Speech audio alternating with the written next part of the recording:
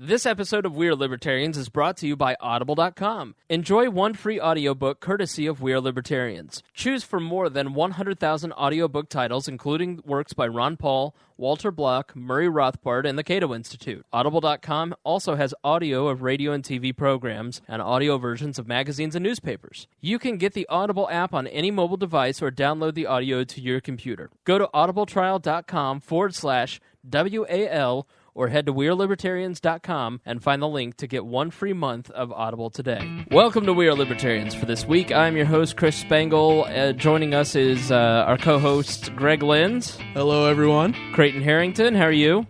Pretty good. Hey, some energy there. Nice. And our special guest this week, no, not Paul Gable. It is... you know what's funny? I hope I don't get trolled with this. He actually messaged me on Facebook today and to tell me about my little article I wrote, and I said, yeah, we're probably going to talk about that kind of stuff on the podcast tonight. And he's like, you guys are recording tonight? Spangle didn't tell me about that. I know. And joining us this week are Miah Akston. Miah, hello. Hey. And Gena Martinez. Gena, how are you doing? Good, how are you? Gena, you're a newcomer to the podcast. Tell us a little bit about yourself. Oh, shit. Well, and also no cursing. None? Okay. No. I'll have very little to say this podcast. Well, I bleep from bleep. So how did It's going to sound like Morse code. Right. Tell us a little bit about how you discovered libertarianism. Let's focus it to that. The truth or the fun story? The fun story first. Okay. I guess the truth is I ran into libertarianism on accident on campus at IUPUI with y'all. Mm-hmm. YAL. Yes. Not affiliated with this podcast. I'll take care of that for you, Not buddy. even a little bit. It's cool. That didn't stick. So I ended up running into some very cool people that were friends. And one of them, I suppose, was the vice chair of the Marion County Party here in Thank you. Indianapolis. And that's how I met you guys and stuck. Cool. And so we started talking, and you decided that you wanted to run for office after we talked a little bit. Yep. And so you ran for office in 2012. For what position? I ran for State Senate, District 33 in Marion County. Okay. It's pretty cool. Yep. As a dirty libertarian. And how did you do? Oh, as a dirty libertarian, I did pretty well, but as an actual candidate, I only got about 13%. So Okay. So, not bad at all. Well, thank you for joining us, and all right, we'll see you later. All right. Thanks, take care. No, Paul Gable, we love you. We love him dearly. He's such a nice guy, and he desperately wants to come on the podcast, and he even started a Facebook page. If I get 100 likes, then I get to go on the podcast. And he's made it too much fun to let him on. It's like holding a string or a piece of candy away from a toddler. I know. At this point, it's he's like, so what time should I be there? I'm like, I'm sorry, I already got it booked. I've got Miah and Gena coming on. What? I'm from Boston. I was like, you had your shot. And so he finally, about an hour before we started recording this, which we're recording Monday night of this week, he's finally just finished the last podcast. He goes, you played my message on the podcast? That is so unfair. He's on. We satisfied the requirement. I know. Hey, it's good enough he was on my podcast, so he shouldn't really want much more, because mine's better than this one anyway. So Miah, of course, has two podcasts. One, Miah and I do together, Creating Miah, about Miah's transition. Not from republicanism to libertarianism, but from male to female. And then she also has another one that is The Uncontrollables on Indiana Talks. Tell us a little bit about what The Uncontrollables is, Miah. I still haven't come up with a good answer to that. All right, fascinating. You can hear that at you can hear that at theuncontrollables.com. Hey, if you can't Uncontrollables and the undescribable. if you can't plug your own crap in 3 seconds or less, then I'm sorry. No, it is just basically Miah is a voluntarist and talks a lot about politics from a voluntarist perspective. What did you talk about last week? Me and you covered the Boston bombing the day of. That's right. Yeah, I forgot about that. And you've had Occupy Wall Street on. You've had people from around the Hoosier State on to talk about Cop Block. A lot of different stuff. So out of the WAL radio network, as we like to call it, you're the podcast that would have the yellow and black emblem. You'd be the one that we'd put on. Like, you're the yellow up and there black with Free Talk strain. Live. So Yeah, well, I wouldn't compare myself to Free Talk Live. I mean, it's a show I control. Those guys are just kind of off the wire. I mean, if you come onto my show, like, ask Paul Gable how he did on the show, and I just, I make fun of you, and if you're a guest, you're going to feel like a stupid ass when you leave. But, that sums it up. It's entertaining and uplifting radio. Tune in to The Uncontrollables. Enjoy it with the whole family. Wow, Spangle's radio voice just got extra 50s there for a minute. So it's wholesome family fun for everybody to enjoy. All right, let's take a couple of announcements. A few congratulations are in order around the podcast. We'd like to congratulate our very own Creighton Harrington for his earned internship with Young Americans for Liberty this summer. Yay! Yeah. Nice. Very good. Congratulations. Tell us a little bit about what that means. That means that for the entire summer, I'll be living out in Arlington, Virginia, which I have found in the short time since I got the acceptance notification that do not refer to Arlington as Washington, D.C. Oh. I guess it is a faux pas. See, you're already learning things on your internship. But, it'll be out in Arlington all summer, and I'll be working with... basically, I'll be working with the people I'm working with now, but I won't be. It won't be over the phone. But it'll be preparing for next semester and preparing for the national convention and doing all that good old... You are currently employed as a regional director for Young Americans for Liberty, so you were kind of a shoo-in for the internship, I guess. Is that nepotism, Creighton? I don't know, to tell you the truth. It's pretty competitive, and right. They waited quite a while to tell me. So if you play your cards right, Gena, he'll be gone all summer. I am, for one, looking forward. Hold on, I had your mic off. What? I, for one, am looking forward to Creighton being gone. It's Creighton, not Creighton. Creighton. I'm going to say it Creighton and spell it Creighton. You know what? After 23 years of life, people mispronouncing my name doesn't bother me anymore. I know the first time he sat down, the very first episode of We're Libertarians a year ago. And welcome to We're Libertarians. I'm Chris Spangle. This is Chris Galt, and that's Creighton Harrison. And he's like, you don't even know my name, and I'm doing a podcast with you? What an a-hole. No, the best one is still my middle school health teacher, Mr. Roberts. He called me Creighton. And I actually told him it's Creighton. And he said, that's exactly what I said, Creighton. Full disclosure, he went to Decatur Central. When Miah mocks you, she says Creighton, and it makes me laugh. I don't know why. All right, so congratulations. You'll be gone out, and you'll be Skyping in every once in a while as your schedule allows, and congratulations. It's certainly an honor, and I wouldn't be surprised if you just didn't come back from Washington, D.C., and the beast swallows you whole. Yeah. So, but from what I understand, there's some congratulatory things to go around the other direction. Yep. Ladies and gentlemen, sitting here won some stuff the other day. Ladies and gentlemen, boys and girls, you are now listening to the award-winning We Are Libertarians. Thank you, and that's where I'll edit in the applause later. The awards banquet at the You need to edit in just people going, Yes, Arsenio. the dog pound. The Libertarian Party of Indiana convention was this previous weekend, and the whole gang was well represented in the award nominations, to which we are all greatly humbled and appreciative, actually. Miah was nominated for a campaign leadership award, and Miah won that award. And it was highly entertaining watching everyone's face as Miah walked up to address the body after she had been schooling the Libertarian Party of Indiana on on everything on Facebook.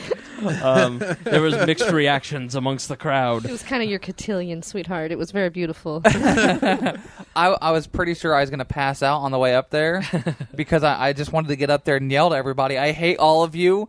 Thanks for this award, but I'm going to go home and burn it. And then the flip side is going, thank you, and then bawling. What came out, I'm not sure. I don't remember what I said at all. They were tears of hatred. You like me. You really like me. You should have pulled a Patton. The guy that played Patton, he got Best Actor and just was like, screw you guys, didn't even show up. Well, you realize there was a ploy that I had. There was a plot surrounding the convention. Mm-hmm. And it was me be the complete meanest person on the face of the planet for 6 months, show up to the convention and be the nicest person ever. And it worked perfectly. Who puts that much thought into being a social terrorist? Really? Really? Who has that Agent much of chaos. Who has that much time on their hands? I Not can me. appreciate, though, benefit off of low expectations. Everyone's miserable looking forward to the convention. They're like, what is Miah going to blow up? Okay, well, Chris, what'd you win? You won 2 awards, right? That's I right. did. Couple big deals. Yeah. Chris Galt and I both were nominated for the Light of Liberty Award, which is like our best motion picture. It is essentially the person that has contributed the most towards the libertarian cause over the past year. Chris Galt got nominated for his work with the Gary Johnson campaign and the events that he put on for Governor Johnson. I was nominated mostly because I retired as executive director, and it was not true at all. You were nominated because of all the above and beyond you went past your job, because your single little tiny job you were given would have taken you, maybe a half hour a week, and instead you spent 90 hours a week working for the LPIN on various campaigns and everything else. It was a pity award, let's be honest. So you're think saying, it you're wasn't. saying they awarded you for leaving? if it was a pity award, you wouldn't have cried. I know. It really did mean a lot because, when you leave, it's always bittersweet, and it just was really, really nice. The other award that I won was the Outreach Award. Both Joe Ruiz, our managing editor, who's been on the podcast a couple times, he was nominated for Outreach because he was managing editor of We're Libertarians, and I won for our efforts on the podcast. So very appreciative that they recognized We're Libertarians and the work that we're doing over the last few months especially, and the contributions that's made to the Libertarian Party and the Libertarian movement here in Indiana. So very, very cool. And we thank everybody from the Libertarian Party of Indiana. So, And the listeners, for sure. oh yeah, Absolutely. you guys too. And congratulations. That's Of course. Thanks, Greg. Thanks for making me look like a total dick. And to let everybody know how much Chris really cared about those awards, you can't see them anywhere. I don't see your I awards. haven't Shouldn't they be hung up them. on the wall somewhere? I Like, haven't you should have hung came them home yet. that night and hung them. There's a nail right there. There's a reason. Right there. They're on the ceiling in the bedroom. There's a reason they're And I how want to do make you love know? to you while I'm looking at my awards. How would I know?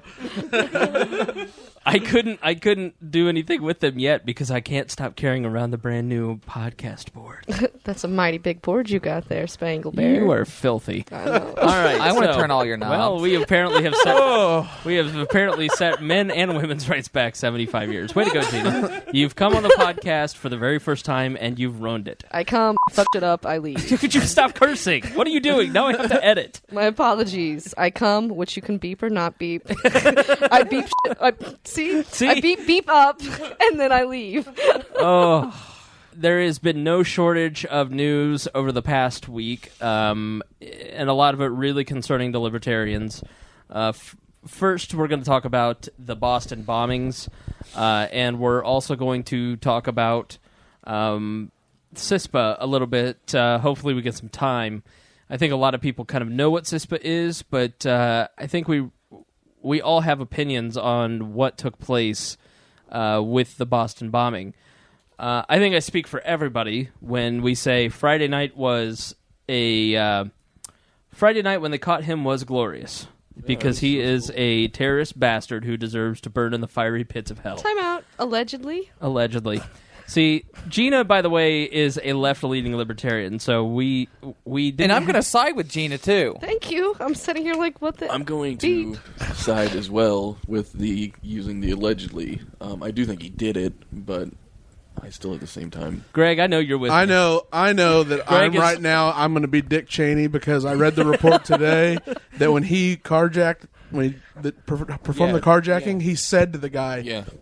Did you see Boston? You know how many people have accused me of blowing stuff up? Amen. And everyone still believes I've done things. Okay, but did they have video evidence of you doing it? let Did they have you sitting down? Are we really debating if he's a pressure terrorist cooker? bastard? Just because I can see where this is already going, let me get on record that I think that he did it. I don't say allegedly because I don't think there's proof. I say allegedly because we have a court system. Amen. So I'm not trying to say allegedly because I think like The Craft or something did it, which is going on the internet right now. Hey, that boat was on a grassy knoll, and I don't care what you say. There's a guy on a roof, man. Yeah. There's a red arrow pointing at him. There is. That doesn't happen. Did you not read InfoWars and there were Navy SEALs that appeared from the ground and showed up like revelations? Hey, like invisible cloaks and whatnot. Oh, yeah. That's out there. That's out there. Again, it's alleged. Let's start with the hunt, okay? Do you, Greg Lins, do you have an issue as the police went door to door searching for the terrorists, shutting down all of Watertown? Do you have an issue with the way that they conducted the search? And we'll just start with you and go this way. 100%. It was illegal search and seizure. I don't care what they justify it with martial law, blah, blah, blah, blah, blah. We didn't even identify the guy until a guy left his house to go smoke a cigarette on his back porch and saw the blood trail going on the deck and into the boat. What this proved to me was that the police state does no good or is minimally effective in finding a suspect in this type of scenario. And if you just have the people be on lookout, you will identify them and without the need to go door to door and violate constitutional rights. Creighton? Yeah, I agree. I think shutting down the roads is a different issue, but going door to door to their houses is, I mean, they can knock on the door, but the minute they say, we're searching your house, regardless of what you say, that's over the line. I mean, yeah, the guy needed to get caught, but I mean, there shouldn't be a trade-off between the right to your home and your property versus them trying to find one guy. Sure. I wanted to give the police the benefit of the doubt and say that, maybe they were... Sorry, Miah. We'll get to you in a minute. Miah runs the cop block group here in Indianapolis, so you can imagine why we're doing her last. I wanted to give them the benefit of the doubt and say, well, I'm sure, they understand the law, and they're knocking on the door and politely asking for the chance to walk in or for a person to refuse them walking in. And if they really want to get in there, they'll get a warrant. And then I went on the video on liveleak.com and saw the video that I'll attach to the podcast or we'll post on Facebook. And it is 100% clear that they did not even give a crap about the Fourth Amendment whatsoever. They knocked on the door. They started screaming at the person who opened the door, "Put your hands up, put your hands up, put your hands up, walk out, walk out." The guy drops his hands because he's nervous as hell, and they go, "Get your hands up!" I mean, there's really no reason. If he's clearly not the terrorist, why would you treat a citizen like that? Well, also, though, let me just add, I did read various accounts of cops not doing that. Sure. I've read accounts of cops being turned away and actually leaving, and I don't know if they came back later. I don't know. Those were all the Boston PD and the local police departments, right? I don't know who it was. Those are the ones I read. There were 10,000 law enforcement officers in that in those 4 square miles. The full force of Massachusetts law enforcement came down on one little town for that. And on one 17-year-old kid. Yeah, I mean, it was 19. I think everyone probably agrees that it was a little bit overblown of a reaction to find one person who killed 3 people. Yeah, I mean, he killed 3 people. Maybe 4 people because there's a cop. Okay, his actions were heinous. Do not misunderstand me. His actions were absolutely heinous, completely unforgivable. Nothing about what he did was okay. But maybe 4 people are dead. Many are injured seriously, and there were heinous images that we all saw, so we were all demanding a response. But we literally lynch mobbed this kid and turned Boston into a police state. And it's true. In order to capture. I think that the reaction was overkill. I do think that it was overkill to get the kid. But what about public safety? I mean, Miah, what about public safety? I mean, the police... No. Don't the police have... Well, let me finish the question. Don't the police have the right, nay, the responsibility, to come into your home if it demands that the public be secure? Isn't that their job? There's reasons why you have to have warrants, and I don't think this even fits under the exigent circumstances thing that we dealt with here with our recent Supreme Court cases and all that, is that they had no reason to believe he was inside of any of those homes, just like they did with Christopher Dorner. Mm-hmm. They had no reason to believe he was inside of any of those homes that were occupied. I mean, they bust down the doors of homes where nobody answered. That's a completely different story. But my problem with the cops starts way before all of this. First off, they had a huge presence there. They had their bomb dogs and everything else at this event where the bombs went off at. Now, you bomb dogs can only do so much. They have to basically point them at things. But they had a giant, massive police state presence at Boston and during the marathon in the first place and did nothing to stop it. So that just shows their shortfalls there. Then their response right after the Boston bombing was atrocious. They closed down cell phone towers, everything else. They shut down communication, so you couldn't contact anybody. Nobody could communicate. How does that make sense? But isn't that does make sense, because what if more bombs, they don't know at that moment, and here's where I will defend the police. That was like 45 minutes later. Hold on. They don't know in that moment whether or not things like the JFK library bomb are a bomb or not. They're hearing different reports even amongst themselves, because these leaks that are reported on the news are from law enforcement agencies, so they're not properly talking to each other. So they shut down the cell towers because they don't know if the bombs are detonated by cell phones or if they're detonated by timers. Okay, you can have that one for now. But for now. That was Miah's way of saying, all right, you got me, you're right. No, well, you're not. But we're not going to get any communications and what the rights of the police are and are not. But didn't you go, and there was no manhunt. There was no big thing. They're like, okay, we're looking into stuff. There's rumors of this person, blah, blah, blah, blah. Until a little bit later, a cop gets shot. Oh, God. Oh, God. Now the manhunt begins. They didn't care that this guy was a Boston bomber. They didn't care about him robbing a 7-Eleven. They cared about a cop getting shot. And that's why there was 9,000 cops, and they all wanted the piece of the pie and to show off their brand new spiffy toys. And they stomped over everybody's rights, and it's not okay. The police do not have the right to shut down your business, to shut down anything, without a freaking warrant. Without a warrant or an actual court document or something, they can't shut down your life, your neighborhood, the streets, and then point guns at you. They're not allowed to do that, and we shouldn't allow them to do that. People should have been marching in the streets against the cops while that was happening. I mean, they should have been out there blockading the streets to keep the tanks from rolling down it, from cops running through their yards. That's an invasion of their property rights and everything. People should have stood for that. I mean, who's going to stand in front of a tank in Boston? Let's put this in perspective. Perspective. Okay, no one's going to, because America's full of a bunch of pansies, and we've allowed this police state to get to this point in the first place. I don't think that's the reason. All right. I think what it was. All right, was that Creighton, go ahead. I think it was unanimously popular for them to find this guy. I think that the city of Boston, the city of Watertown, was okay for the most part with them, with the reaction they saw. They may not have been okay with getting taken out of their house. I'm sure there were plenty of people that were upset by that. But having the full police force basically blocked out the town to find this guy, I would say I would err on the side that more than half of them were okay with that response. Mob rule democracy is okay with you? No, I'm not saying that it's okay. I'm pointing out that it wasn't this. I honestly don't believe that they went crazy when the cop died and they didn't go crazy before that. I don't think that it was because there was a cop. I think it was because they didn't know where the heck to go. They went crazy when they went into their apartment and they found, I think it was 15,000 rounds of ammunition and more supplies to make bombs. That's when they went crazy. I mean, they didn't know where to go. They had plans. The cops had no idea what direction to go until that guy got shot. Think about it this way, though. They found all that stuff, and so you're saying they freaked out when they found that stuff. You know how many people I personally know that have way more armaments than that? What happened if somebody was falsely accused of something? Like me, I'm a perfect candidate to be falsely accused of things. If they went into my house and found out what I had legally, they would do the same thing. You're saying that's okay to freak out and go over bounds? Would you run and hide? Would I run and hide? Bleep, yeah. You would run and hide. Miah, hold on. I'm not going to go into that. I'm going to turn your mic off real quick just so this doesn't get... It's already been played back at IUPY Student Government. Let's not have this play back in future proceedings. All right, so respond to that, Greg.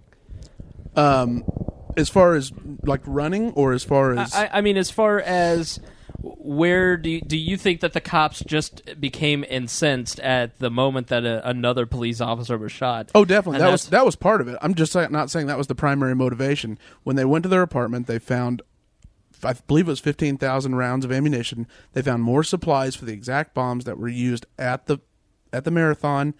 If another attack happens, everyone loses all faith in the Boston Police Department. Everyone. They can't protect us. Then you really have chaos. Sure.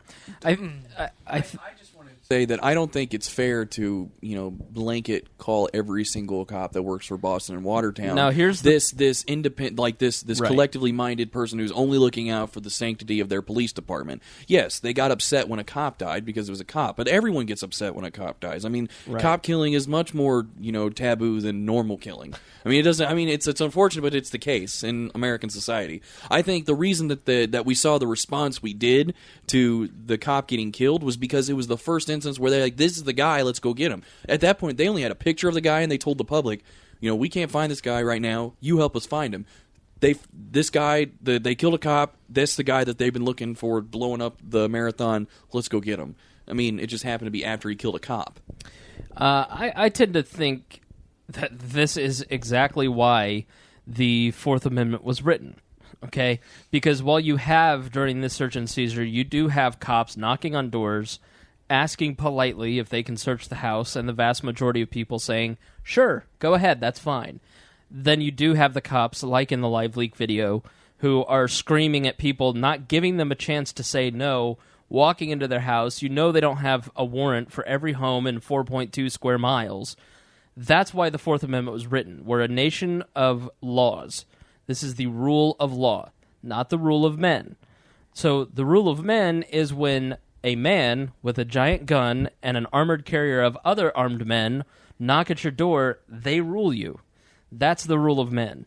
And we essentially, in Boston, gave over to the rule of men because we're afraid. And the fact is that you have to stand up and you have to say, at this point, if I were one of those folks who didn't get a chance, if my Fourth Amendment rights were violated, as unpopular as I would be in the city of Boston, I would sue the crap out of them. Exactly. And that's why it exists. Right. It doesn't actually protect you from illegal search and seizure. It offers you remedy in the event that your rights are the infringed. Constitution doesn't do anything unless people actually, try to enforce it on their own. What happens when you sue? What's the outcome? You get money, right? Or you get some closure? Who's paying for that? The American We are. You just stole from all your neighbors that were in the same position. No, you redirected wealth. No. Oh, yeah. You basically became a miniature Obama. Yeah, but so. at the same time, if there is a person who is going to sue the police department over that, even in a time when it was probably enormously popular for the cops to do that, I mean that there is a check on future abuses. I mean, let's not there. I mean, we're not taught. Yes, it is. Because people have sued many times for many of the same things. You look at what happened after the Dorner case and what happened there. You know what they did? They brushed off the people they treated like criminals. They treated all the citizens like crap. So nothing got better. Are you going to say that ceteris paribus never got better? Are you going to say that ceteris paribus, a person suing versus not suing, is going to be an indifferent effect? I'm not saying that suing or not suing is any way, in shape, or form a solution to anything. No one's saying it's a solution, but no, you just said it would help protect against future crap. It would be an right? incentivize. Yeah. Yes, it would incentivize. It would disincentivize police to do it again in the future. It may not be as strong as like Thor's hammer at doing it, but it's going to be an incentive. I mean, the live leak video, they looked like SWAT team, right? No, they were SWAT Yeah, team. they were SWAT team. And you were mentioning that it was that there might have been like Boston or Boston PD. Everything I read from Boston PD is that they were the ones that brought milk to a family. I mean, they were the ones following the law. It was SWAT. It was the National Guard. Those were the ones conducting illegal search and seizure. And this is the same thing that happens every day with the breaking into people's homes because of drug calls. And these are all SWAT teams. I mean, Radley Balco's outspoken on all this. Says that when you train people in a militarized fashion, they're going to react in a militarized fashion. Right. And it's SWAT team that's doing it. So I think a more fundamental question would be how with what the culture around this specific SWAT team kind of mentality thing is versus the whole putting that on the whole police department in general. Gena, what are your thoughts? Absolutely. So I can respect what you're saying as far as legislation to go through and uphold the Constitution. However, I just looked up the police officer's oath, which is what they swear on before they get their badge. And it says, "On my honor, I will never betray my badge, my integrity, my character, or the public trust." Okay. I would say the public trust. Okay, we can argue that. Right. "I will always have the courage to hold myself and others accountable for our actions. I will always uphold the Constitution, my community, and the agency I serve. I shouldn't have to sue your ass to make you uphold your own oath. I shouldn't have to try and vote out politicians because they don't follow the Constitution. I mean, oaths Amen. are oaths. But the thing is like these things don't get remedied just because we say, "Hey, you're wrong. You're wrong. You're a hypocrite. Look at your oath." I mean, the fact remains that this stuff happens. It happened. It's over with. It happened. What is the response? Is the response to go on the internet and argue about it, or is the response for the people that live there to say, what can we do because we were wrong? We can sue. We can maybe elect politicians who are who run against this kind of police effort. We can try and maybe get, new laws around the police officer action. I mean, these are responses to this aggression. It's already happened. And also the exigent circumstances that we mentioned, those are in place for things like a fire, or if a cop is standing outside of a door and they hear a domestic dispute. That gives the police the right to save someone's life in an immediate danger. I don't think that this comes even close to exigent circumstances that gives them the right to go and bust down your door, and let's say you have a brick of heroin sitting on the coffee table. It'd probably get tossed out because of the Fourth Amendment, but that's, we should be allowed, and we should encourage people to use the court system to stand up for themselves, to clarify to the government what our rights are, because the government is always going to be on a forward march towards taking more of our liberty and abusing those rights. And if we don't stand up and say something in both the public square and in court and set legal precedents, which is the only language that they speak along with money, then we're just letting it happen, and they're going to do even more, as we see in Dorner and as we see in the Boston case. Let's also be fair. We live in an echo chamber, so all the stories we hear out of this are ones that confirm our already existing, notions of what we thought happened. Mm-hmm. So there may be plenty of cases of, cops being turned away and saying, well, we can come back with a warrant or something per se. We'll get it. That could have happened. I mean, we're us being in, the echo chamber that we are in, we're going to see more of the ones where they were over the line. And that's still wrong. But I mean, I just want to say that it's unfair to just blanket the entire law enforcement, community of that area because of the few cases that we've seen. I mean, there's no reason to assume that it happened on every single stop. Sure. I'm going to blanket the entire law enforcement community of the country. Because you're a collectivist. I knew you No, were. not because I'm a collectivist. Because you look at how police departments are treated. When you were mentioning that it's only SWAT people, how come I have story after story of people being treated just like that by normal patrol officers? Look at the entire town of L.A. and what happened with the Dorner case, and you look at the aftermath. You can talk about we've got this avenue or this avenue to to protect ourselves from the police and get this back or whatever. No, you don't. Look at L.A. Look at what happens in New York City every single day. Look at Chicago. All these places. You can even have instances here with the IMPD. Who's to blame for that, though? Who empowers the police? People, why Who empowers the police? The people vote in. You vote for your sheriff. Right. The people don't They're not hold people to high by the standards. law. They don't. So if anyone's to There's blame, no it's law. voters who don't stand up and grow a backbone. Well, no, and then who? Well, She agrees with you. Yeah, but I mean, like, the you can't police just say departments, sheriffs are elected. We talked to a great sheriff, Sheriff Bradley Rogers. Brad Rogers, yeah. Brad Rogers. We talked to him this weekend. He's a great guy, but he's a super minority, and he's elected by people. Mm-hmm. He said that he wanted every gun in St. Joe County to be registered, or Elkhart County, right? Elkhart County to be registered, so that way when the S hits the fan, he can go to those people with guns and deputize them. Well, I mean, that's a great thing. And then one more thing is that police chiefs are appointed. So you've got the vast majority of this country are almost brain dead when it comes to politics and their own liberty and the law, and they elect these horrible mayors and governors and all these other top-end officials that appoint these people. So your solution is, and our protection is we've got a piece of paper that says Fourth Amendment and then some other stuff after it, and we can take it to court if we have a lawyer. You're just bitching. What is your solution? What is your point? The solution is the same way we've always solved things in this country when they've gotten really bad. You take to the streets. You'd stop these people in their tracks. You don't let them drive tanks to your neighborhood and point guns at children. Okay, you're really nice. I mean, you look at mean, here's the thing, guys. When you see that show of force, you really think that keeping your semi-automatic weapons is going to do it?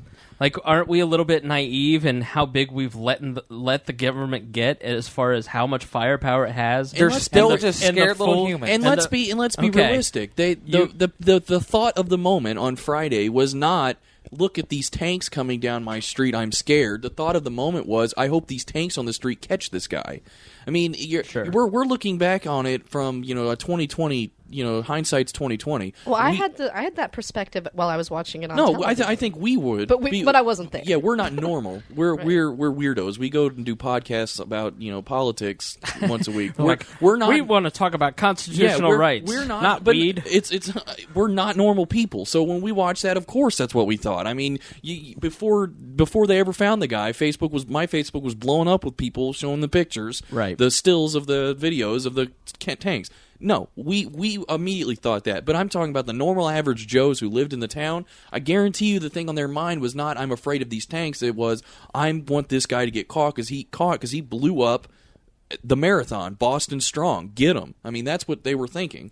So, I don't know. I think we have to put this in perspective. I think that going off on the law enforcement in its entirety is not the appropriate response on the part of libertarians. You have to pick out the good ones and the bad ones. Gina, what's your thoughts on this? Well, my thought is actually kind of in defense of what Mia's been doing. You said, who's responsible for this type of overreach? Who's supposed to fix it?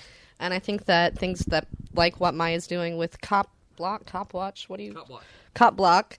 you've got to start sort of a thought revolution. You got to put the spark of the question into the minds of the people so that they can start to come to their own conclusions. And for Indiana Talks, that's COPBLOK. Oh.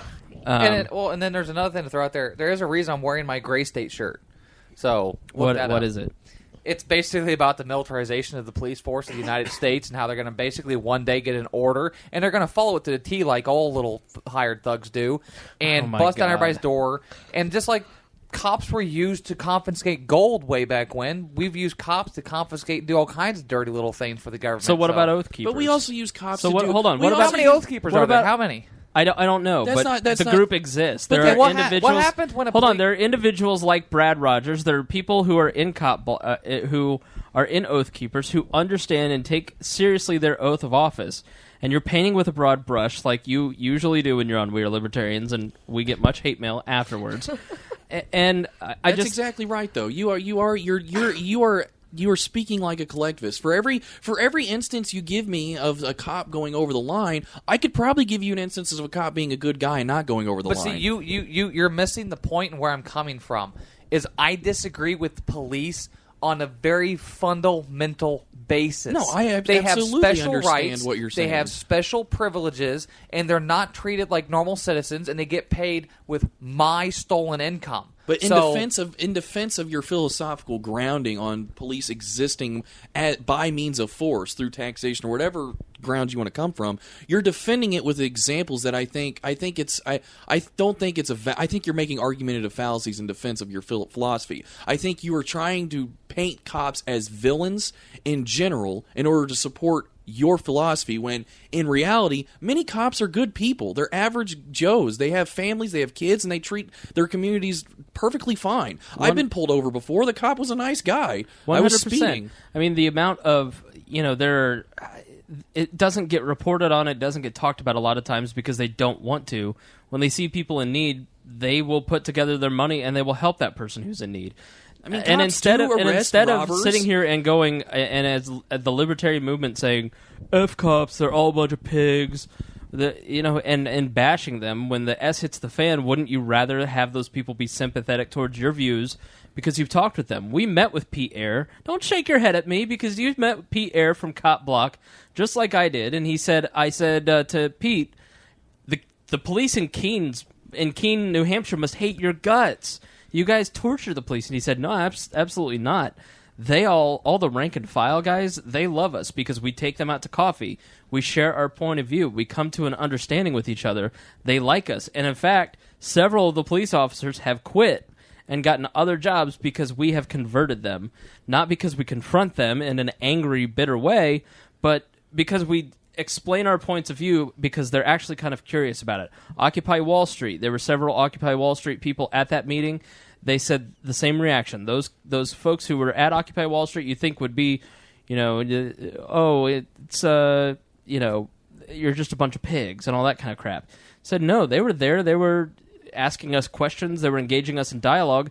They want to know more. I don't understand why you wouldn't want to engage them in dialogue as opposed to being hostile towards them. Oh, I've engaged plenty of cops in a very nice manner, and like I've said before, but I see cops no different than IRS agents, than most politicians and soldiers. They're just doing their job, yes. They're just normal people, and they can be just awesome, good people, and they can use my stolen money to donate to causes and everything else. But what they're doing is still an aggression against me, and I don't care how big of a smile they have on their face when they do it. They're still aggression against me, and they're interfering with my ability to live justly and freely. Period. All of them. No, but all your alternative, government employees. Final thoughts. Your alternative is to withdraw from the state and go to anywhere else in the world that has a larger state than we do. Lack of police landia. Yeah, That's where you can move to. And I'm not that person that's going to say, "Oh, we'll move to Somalia. They don't have laws." I hate that I'm person. the bad guy saying, for disagreeing with aggression and force and a monopolization of force? No. I'm the bad guy? No. You're not going to win the argument. Just because I'm not kissing the police's ass? That's but not at saying all there what are we're some saying. good But ones, as I'm the bad voluntarists, guy. you have choice. If you don't like it, you can leave. No, that's not a choice. That's course it is. enforcement. I shouldn't have to leave my own property and land and destroy my life because other people are aggressing against me. No, I think go to Somalia. No, I'm not one of those people. No, I'm not one of those people. I understand what you're trying to say. I know the argument that the police exist only by means of aggression because they are funded by taxation, at least at the base level. I'm sure there's other types of aggression people have found for the existence of the police. I understand that argument. But it comes down to the what are you going to do about it thing. Are we going to go around, or are we going to, just start screaming at every single cop and say that you're evil because your job exists as parasitic off of my life? No, I mean, you can do that, but you're going to be one man, one woman yelling in the darkness at something and saying that this is wrong, and no one's going to pay attention to you because you just come off as an asshole. Instead of opening up people's minds, because we're dealing with the notion where you're having a tough time convincing a room of people that agree with you because of the way you're presenting the argument. Antonio Bueller. I don't know who All that I is. have to say. You don't know who Antonio Bueller is? No. The founder of Didn't he have a Peaceful day Street off? Project? All right, let's go. Hold on. Google that. Gina, final thoughts on this topic, and then I'll ask another question of the group. What was the topic? Was it the Boston topic in general? Final thoughts? ACAB. The cops and the general search and seizure. Anything that you didn't get to say? There were 1,000 things I didn't get to say, but basically I feel Only like... have an hour. All right. Well done, gentlemen. Well done. Thank you. Yes, if you want to get your input in on this podcast, do not be afraid to just jump in and cut everybody off. And we know you aren't. That's why we invited you on.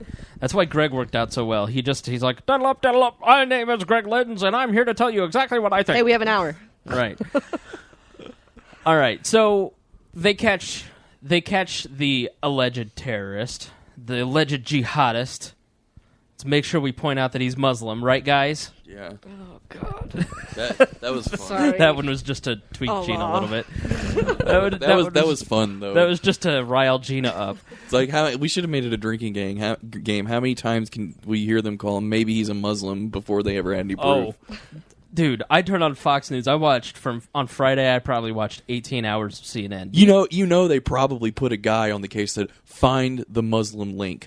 They're like, just gave him a job. Find the link and show it to us. I think they went through the video and looked for the brownest-ish looking guy. Well, that's pretty much what Reddit did. That is what Reddit did. That's what Reddit and 4chan did. Now, I'm going to mute you, so wave at me when you want to talk because you're a little rustly. Do you know what watching 18 hours of CNN does to a person? I still haven't recovered. And so I turned on Fox News for 30 seconds just to see what was up with Fox. They had an ex-CIA operative. Well, clearly, Michelle, this is definitely a case of Putin He's probably using the Chechens to infiltrate everything because we all know that Putin hates Christians and they're here to persecute them, and the majority of the people blown up were Christian. That's clearly moronic. It's Fox News. Did you not hear the preface? I think that's actually better put together than Alex Jones's stuff. I was like, did they really have somebody on? Yes, he said that. I was like, that is a little bit low for Fox News. So to tell you the some truth. 75. No, that's like par. My Where have you been? I watched Fox News. That was a little bit. I saw Putin trying to get Christians. That's a little. No. There's a clip on my Facebook. If we're friends, you should check it out. There, I forget who it was. Literally inciting. He compared the Obamas to Marie Antoinette, and made reference to them losing their heads and stating, "Let them eat cake," because they went to a bleeping concert. They were at a benefit concert, and there were things going on in the world where they should have had their attention focused elsewhere. Ergo, they were being bourgeoisie and announcing "Let them eat cake." Yeah, and but he that's literally sort of made reference to them losing their heads. That's- Now, I'm sorry. As far as I'm 24 concerned, hour that's news cycle. I But mean, that you're gonna is catch crazy the ones. that is the Twitchification, the Malkinization of our news cycle, where we need to try and manufacture crises when there are none, instead of talking about the real crises. MSNBC is just as bad as Fox News. So, anyways, my point was Roger Ailes gave that guy a raise, and I turned back on CNN because he managed to make my 78-year-old grandparents say, "That's right, this is the Cold War, and they're persecuting Christians." Putin and robots. Haven't gone to church in 50 years, but damn that culture war. So they catch the alleged terrorist and they snatch him up. They take him to the hospital, and I see on Twitter about 10 minutes after that he's caught, CBS is the first to report he's not being Mirandized. The Supreme Court ruling says the person in custody must, prior to interrogation, be clearly informed that he or she has the right to remain silent, and anything the person says will be used against that person in court. The person must be clearly informed that he or she has the right to consult with an attorney and to have that attorney present during questioning, and that if he or she is indigent, an attorney will be provided at no cost to represent him or her. Okay, that is the basics of the Miranda ruling. It's from Miranda versus State of Florida versus Miranda. Yeah. And so the reason the court ruled is that they found that these are basic rights. That's why they're called the Miranda rights. It was a case where the Supreme Court was reminding local law enforcement and the government, essentially, that there are rights that you must respect no matter what for American citizens.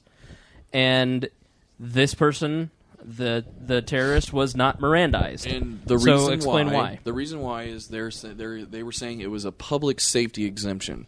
Now, quick history of that, I was reading up on it, is the reason that they even had this exemption in the first place was because of a rape case. I don't remember where it happened. But this guy was caught, and because he was raping people, and I guess they either caught him on the way to do it or they stopped him doing it. I don't remember exactly, but they had reason to suspect that he had a weapon, or he might have. They had reason to suspect he had a weapon hidden somewhere, and they found that it was of public safety for him to tell them where that weapon was. So before they were reminded him that he had the right to not say anything, they found that they didn't have to do it until he told us where the gun was, because the gun is out there and it could be used, killed people, whatever. So the public safety, that was original. That was back in like the 80s, though. So over time, of course, with the war on terror, it has been manipulated into basically being, if you're a terrorist, then it's public safety exemption for you to not have Miranda rights. I don't even think he should be Mirandized. Be perfectly honest. Stephen, Waterboarding. No. That's not why.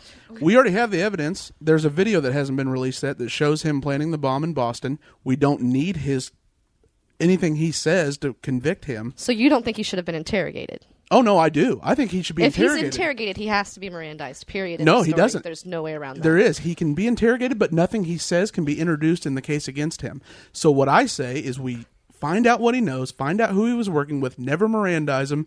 The case is already made.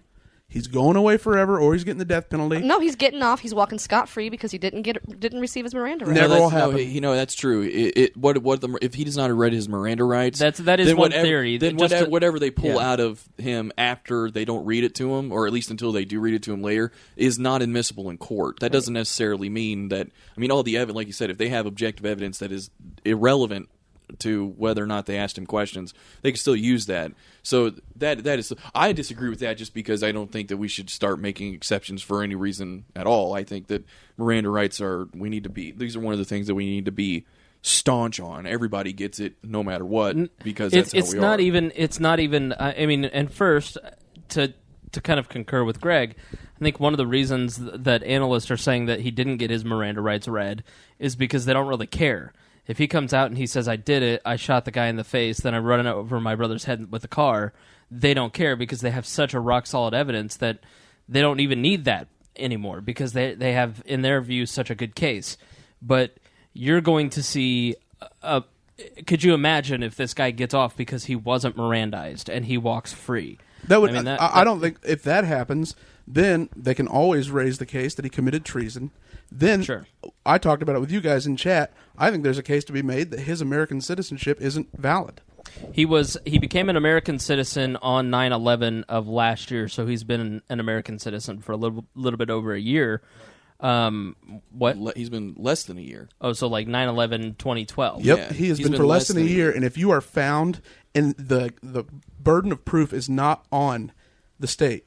The burden of proof is to show that if he's accused of this, he has to show that he had not been in contact with Al-Qaeda, that he had not been radicalized. If he has been, his citizenship is invalid, and therefore he's an enemy combatant. We can put him in Guantanamo forever. If let's just say, as of this podcast recording, they have not done that. They are not treating him as an enemy combatant. They are trying him under civilian courts. And the White House came out today and said that and reaffirmed that. So let's deal with the Miranda before we go on to talk about their citizenship and their background a little bit. What I was trying to say is the way Greg. I look at it is Miranda rights are, the same argument that Greg's making could be made for, let's say that, a person has intelligence to some other terrorist organization in his home, and they don't want to go through the troubles of getting a warrant to go into his house because they need to get that stuff now. They don't care about introducing it into a case later because they just need to get the information. So they just go into his house without a warrant, they get the stuff. It's irrelevant to the case they have against him, and it's not going to make or break their case at all. So they don't care. The guy still gets off, gets convicted, whatever. They don't care. They just wanted the stuff. That is essentially the same lines of what you're saying with Miranda rights, correct? Right. Okay. The only problem I have with that is that the Fourth Amendment wasn't just there so that this can protect your, if you have bad stuff in your house and they get it without a warrant, then you're not going to go to jail. That wasn't the point of it. The point of the Fourth Amendment was to keep them out of your house to begin with.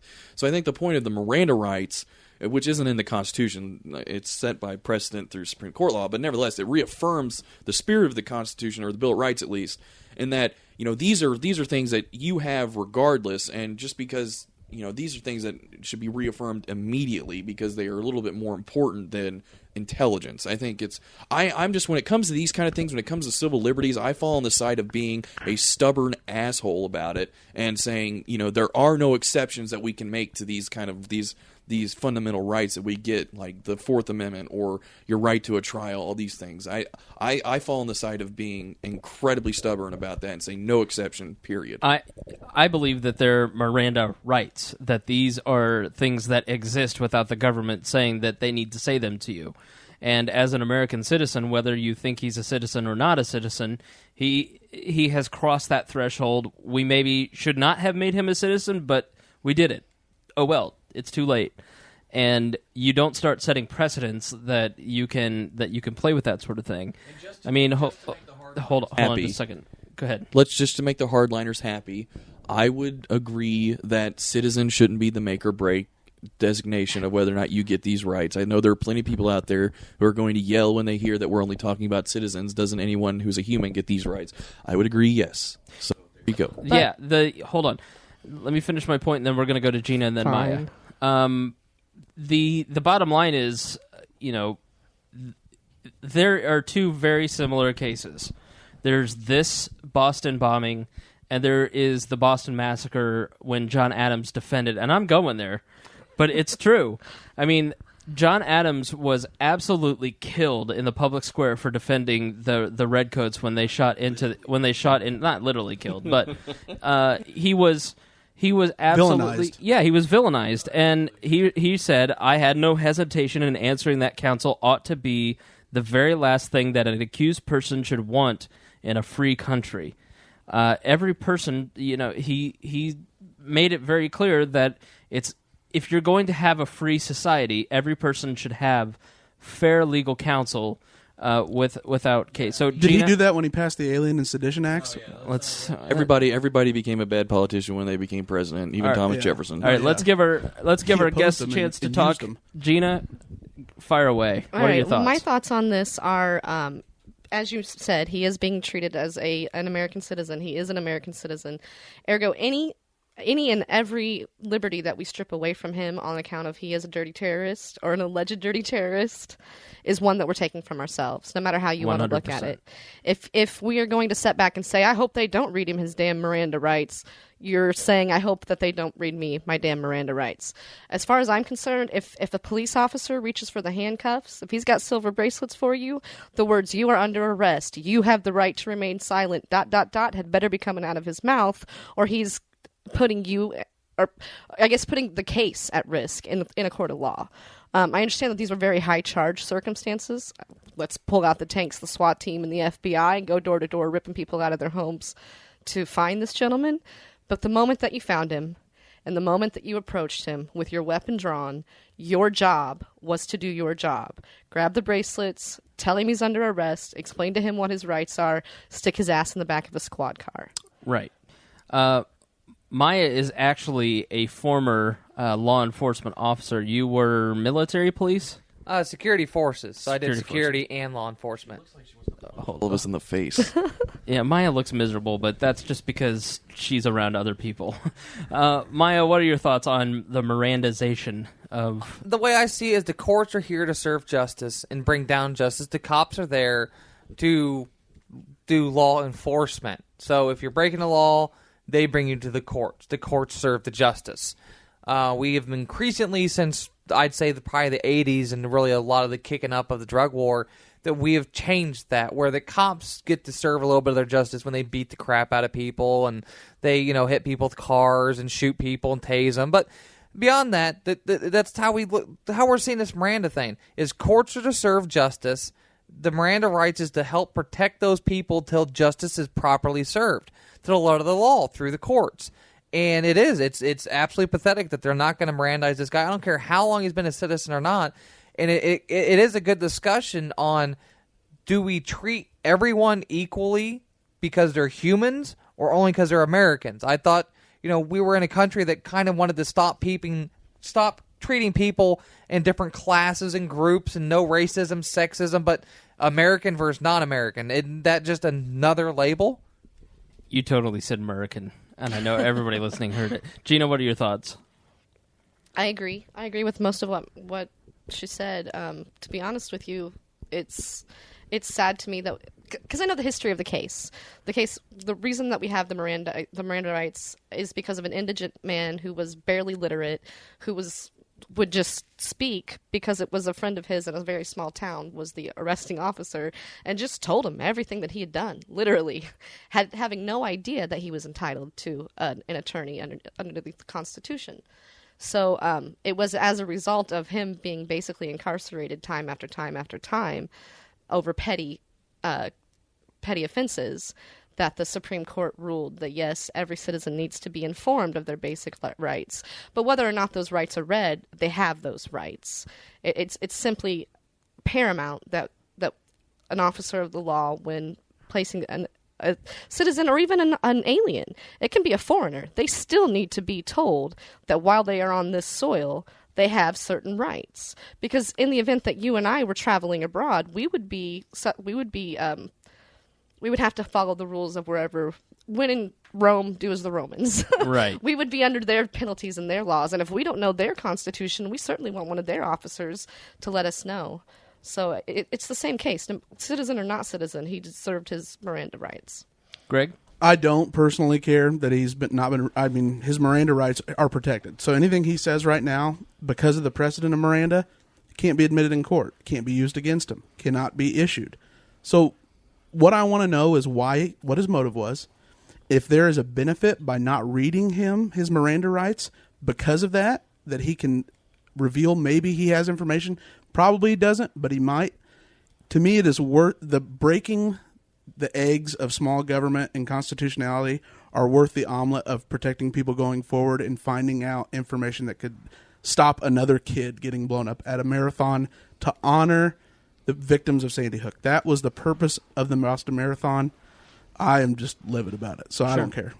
Creighton, last thoughts. Yeah, I'd say, to ones who maybe not aren't even looking at it like Greg is and looking at it more fundamental, like this guy was just bad and he shouldn't get Miranda rights because he's bad and I say so. I mean, we gotta remember not to try.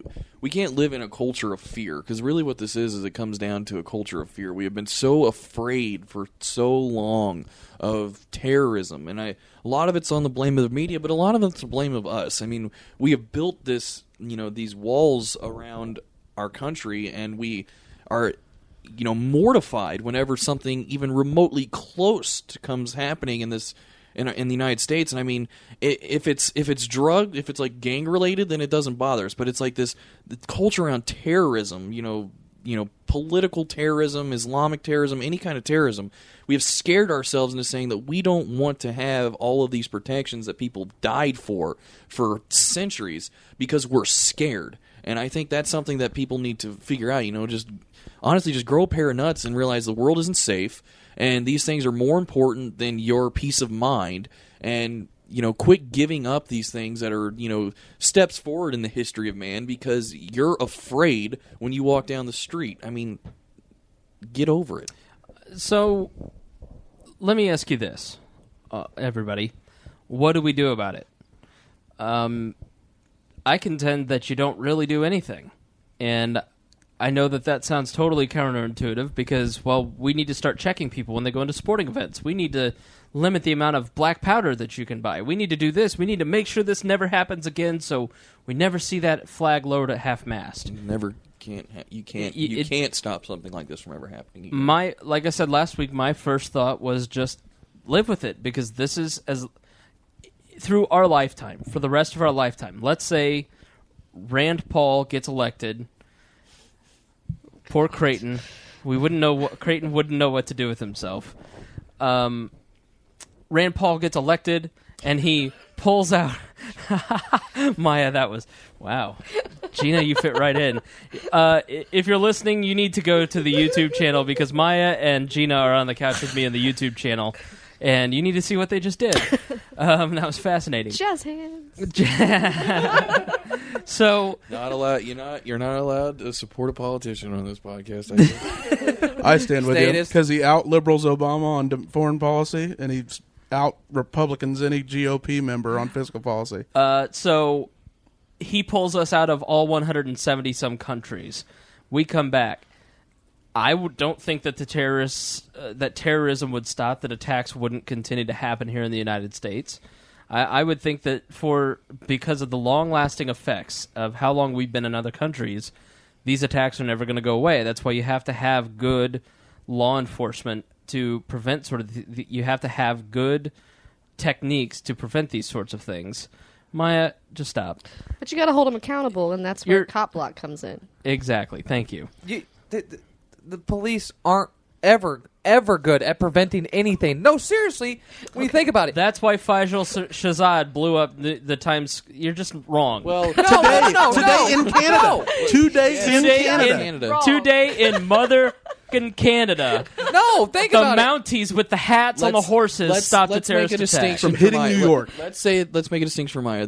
I would say that there's a difference between like CIA intelligence gathering versus law enforcement on the street. I think CIA intelligence gathering is what stopped a lot of these terrorist attacks. NSA, FBI. Yes, that. Like law enforcement responds. They're first responders, and they're called that because when you get attacked, you call the cops, and then they come and help fix your stab wound. So they've got to make that distinction. On the part of intelligence. I'd say enforcement's on the part of. I'm just not going to defend things like stopping the underwear bomber or stopping Faisal Shahzad in the Times Square bombing. But wouldn't you rather those have attacks being prevented? I mean, 300 million people helping prevent attacks like that instead of just a handful of high-paid patsies? Of course, but I'm not going to call them high. Just stop it. All right, I'm gonna come over there. Plus, it's unrealistic. Americans don't even vote at more than 50% max. We should just put more money into law enforcement. You're talking. That's about, our solution to a lot of things. You're talking about a Outsource world where we have 100 years to get to a place where you're at. Okay, period. You want 330 million people stopping attacks. I do too. We want the same exact destination point, but we're dealing with the reality as it is right now. And the reality is that our government is on 170-some countries and is engaged in several wars where we're not welcome. And that's why we're attacked. So what do? Do you just...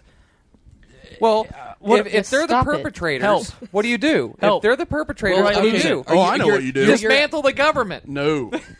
This is way... So you're asking what should the response be to the bombing, or just how should foreign policy change or not change as a result of the bombing? What if you're sitting there? What is the Creighton Harrington plan for stopping terrorist attacks? Well, I think Greg was going to say something first. Well, I said what I would do is pull everybody out of Afghanistan.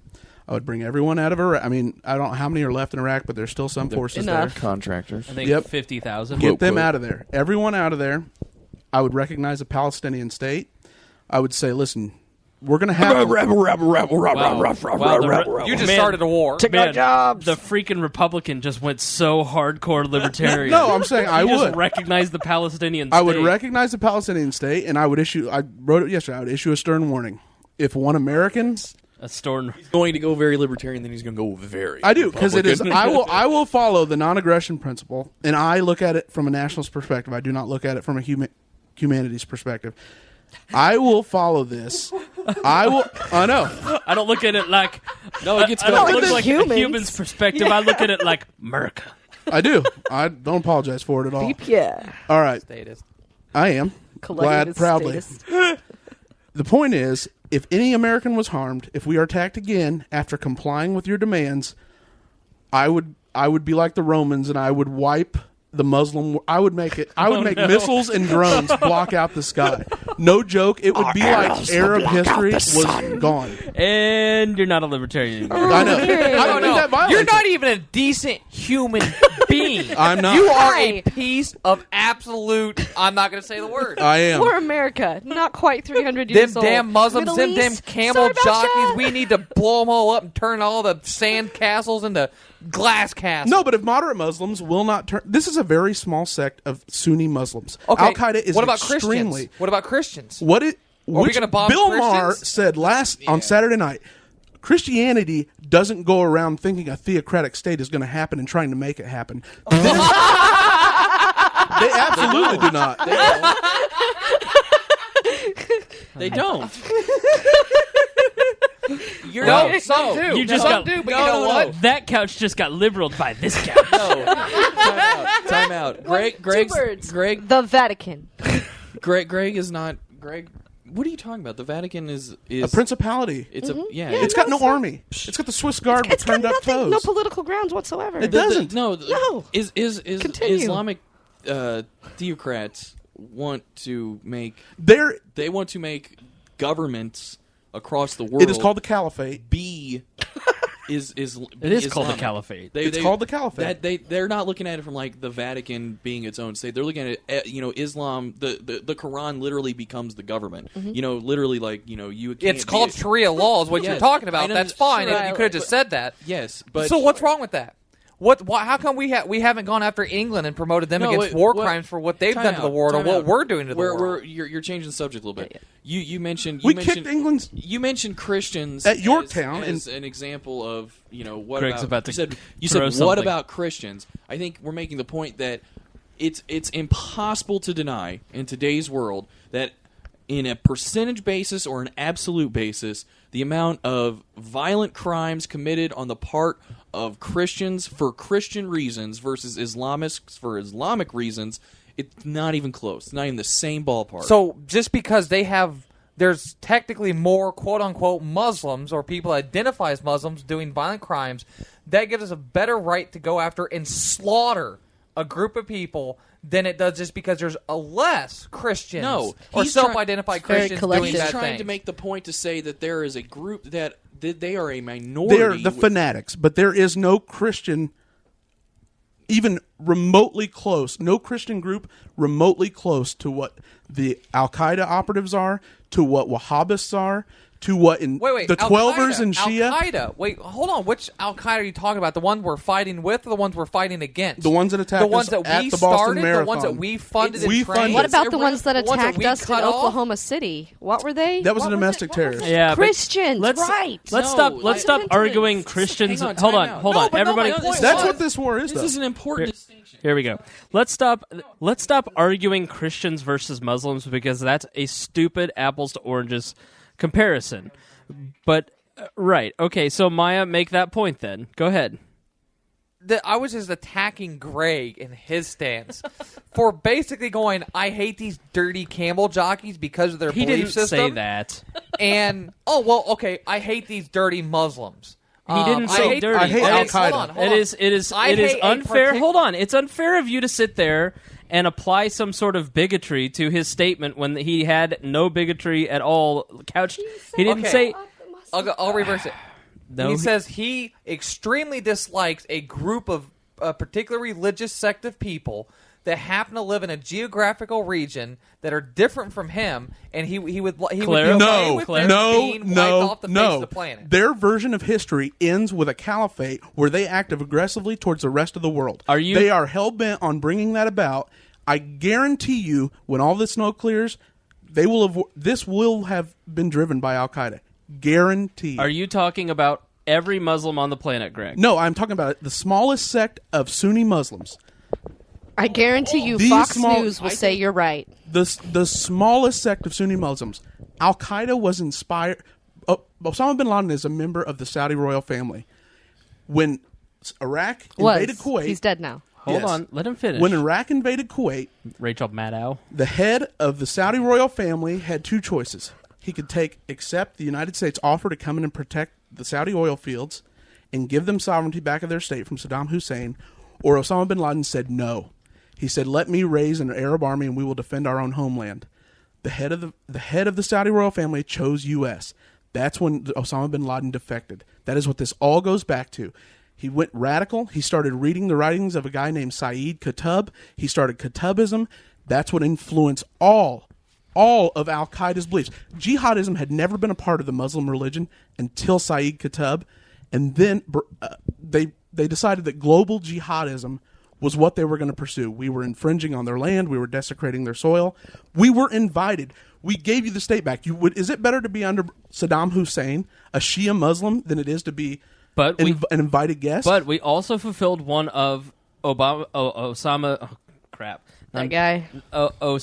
predictions, which is that when the Americans come into your country, the Americans will never leave, and we have 3 bases there. And that was also one of the reasons. He declared war on us. What are you saying, Miah?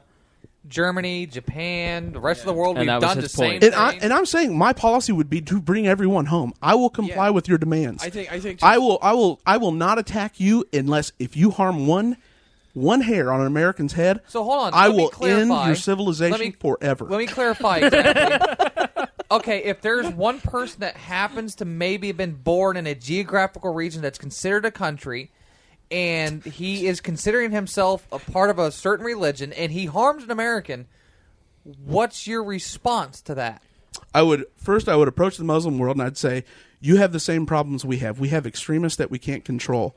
We both, as a society, have to work together to expose those people, or we don't care about humanity. If you continue to allow it, if you continue to not strike those people down, we will do it on your behalf, and you may be a casualty of war. I think that's the main point that I've been trying to get in here and say, is that as a result of that policy that he's trying to say is that a lot of the Muslim world that is not radical Islam, that is not Al-Qaeda, also is almost passive to it to an extent. I mean, they don't necessarily abet it directly, but they abet it indirectly through being passive. Now, this saying that, like, let's say that there was some radical, neo-nationalist group in Russia or something that was, that was trying to nuke some other country, and they start doing terrorist attacks, and then Russia we say to Russia, help us get this guy. And if Russia doesn't, and this group keeps doing their stuff, I mean, to an extent, saying if you don't, we're going to bet you, Russia, we're going to bet all these other people. If you do something again, we're going to really hurt you. It might be an incentive for Russia to start saying, okay, we'll help you get this. Proportional response is the dumbest idea that has ever happened in foreign policy. All it did was make it the cost of doing business of war. It made it a transaction. You take out my intelligence system, I take out one of your Air Force bases. It is crazy. What happened? When Truman dropped 2 bombs on Japan, they haven't been imperialists since. Let's not forget that he dropped those on Japan so that Russia would see what happened. Yes, but it ended the war, and which they ended have up not being been a really expansionary. great idea for the world. Really, thanks. Little fat kid now has nuclear weapons. I'm appalled at your complete lack of caring towards innocent life or people that maybe are little farmers or live in small villages and don't want to fight the crazy warlords and the crazy Al-Qaeda terrorists in their own towns. I mean, Right. look at at America. Look at our fat society where we wouldn't even move. Budge I to think help someone bleeding in the street, That's or if there's a fu- crazy that's so gunman goddamn or something. untrue. That's not true. You're Look at all so the help full- that happened. No, if you would have let me Hold on. finish the statement, No. I would have said if there was a crazy gunman running around and you were told by the big police state there's a crazy gunman and there's somebody else in the street bleeding, you wouldn't leave your house. That's not true. But you wouldn't if they came through with an armored vehicle and a bunch of weapons and told you to stay still. Is what we got out of Everyone in Boston hid in their homes like scared cowards Over and listened a to every teenager. order they had. Over a 19-year-old kid. If that guy would have been allowed to leave his house, and maybe if people weren't so afraid of things, Right. he could have because found the them. LAPD shot people. Why wouldn't I be afraid of police? Shoot They're back. Okay. All right. It's not. But it's not. I did not say This is that. the most It's not- explosive that's we are not libertarians true, of all though. time. It's not true to say that Americans are just patsies that let the police walk all over them, and they're patsies, and they don't care about people. Look at what happened. Look at what happened to at the marathon. I mean, I said I put context to that statement. If there's someone bleeding in the street, you can guarantee we'd all run out there and help them. But if there was some scary boogeyman out there, or if there was something bad going on, we would hide like cowards because that's the American way. And these you're- No, days. it isn't. They took down United 93. They were headed for Washington, D.C., and those people fought back. And But they the other I two- will the not other even two planes entertain were taken over 9/11 with- arguments in this discussion But because that we is were not a on valid that flight. argument. But we were not on that That- flight, and there's way too many unanswered. Oh, don't even go down that route. No, Don't even go Shut down up that for Mike. route. Shut up for Mike. Bleep you guys. No. Bleep you not. guys. Don't even hard. go all Galt on us. yes, please do not. No, but I'm I sorry, think if it's you think important. you know It the whole just, story, go I ahead and don't. I enlighten do me. not buy. I do not buy that Americans are the kind of people that say there are people dying in the street, but because there's guys out there with guns, I'm not going to help. Because a lot of Americans don't think like you. They don't see the cops as enemies. They're not going to go. They're not going to sit there and say these bad guys are going to hurt me if I go try and help this kid in the street. Because they're saying these guys are out there and they're going to help me help the kid in the street. That's how people think. If you are assuming that because there are cops out in the street in their armored tanks and no one's going to help somebody who's hurt And because laying on the ground bleeding. because he's No, a big, I'm not saying the cops are the bad guys. I'm literally saying bad guys. You're adding cops into my context, which aren't there. You mentioned this police state. The tanks in the street is a reason that the people wouldn't go out of their house to help them. That was on a different statement. You're combining things here. My statement was there's a guy in the street and there's other bad people out there. There's a gunman running around. We wouldn't go out. If there's cops That's out, not true at all.